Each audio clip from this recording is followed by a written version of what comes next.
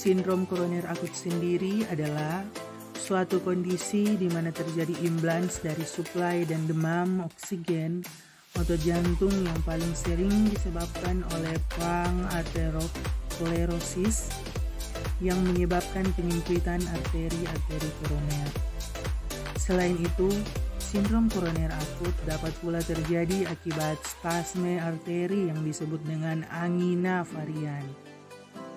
Etiologi dari penyakit sindrom koroner akut adalah adanya penyempitan, penyumbatan atau kelainan pembuluh arteri koroner, dan penyempitan atau penyumbatan pembuluh darah tersebut dapat menghentikan aliran darah ke otot jantung yang sering ditandai dengan nyeri.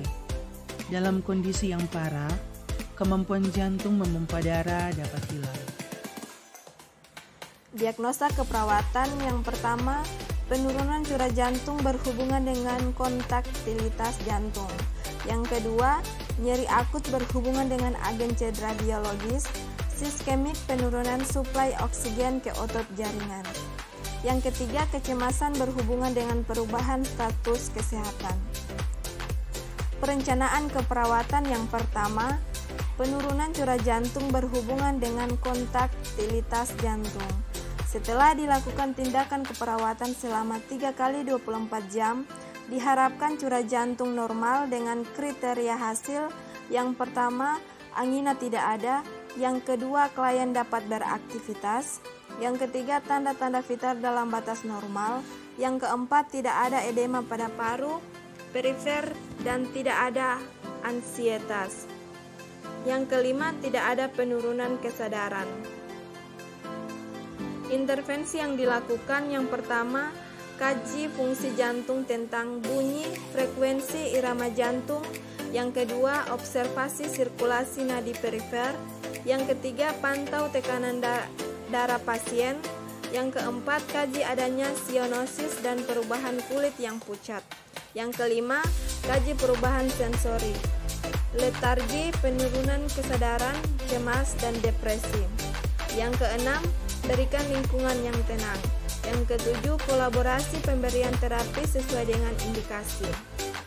Yang kedua, nyeri akut berhubungan dengan agen cedera biologis, iskemik penurunan suplai oksigen ke otot jaringan. Setelah dilakukan tindakan keperawatan selama 3 kali 24 jam, diharapkan nyeri berkurang dengan kriteria hasil. Yang pertama, klien dapat mengekspresikan bahwa nyeri berkurang atau hilang. Yang kedua, klien dapat mendemonstrasikan teknik relaksasi. Yang ketiga, tanda-tanda vital dalam batas normal. Yang keempat, klien dapat mengetahui faktor penyebab. Yang kelima, klien dapat beristirahat. Intervensi yang dilakukan yang pertama, lakukan pengkajian secara komprehensif dengan PQRST.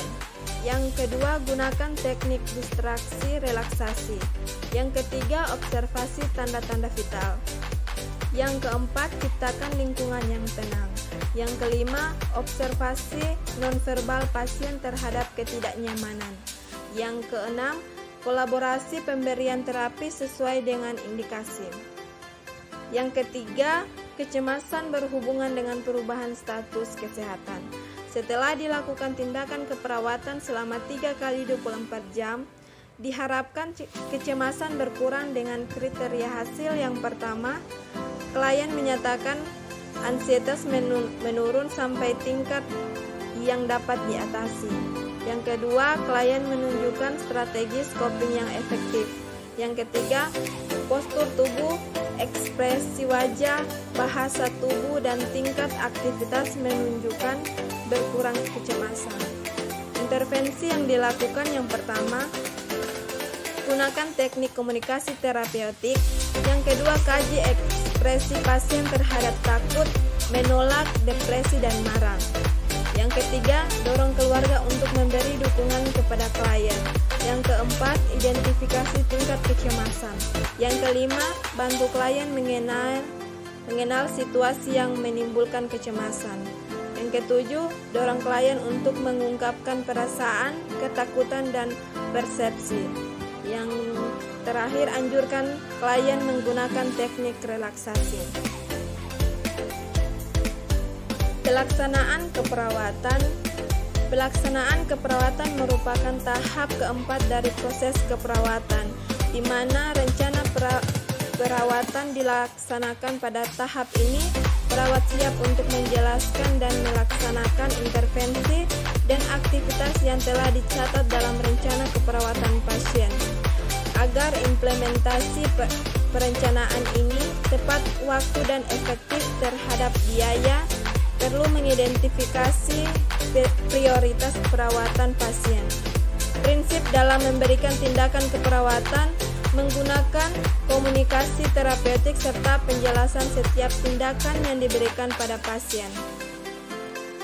Evaluasi keperawatan. Evaluasi keperawatan merupakan tahap akhir dari proses keperawatan.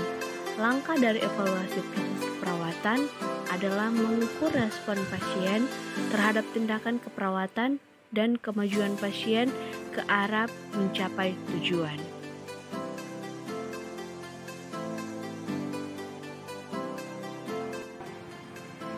Selamat siang, Bu.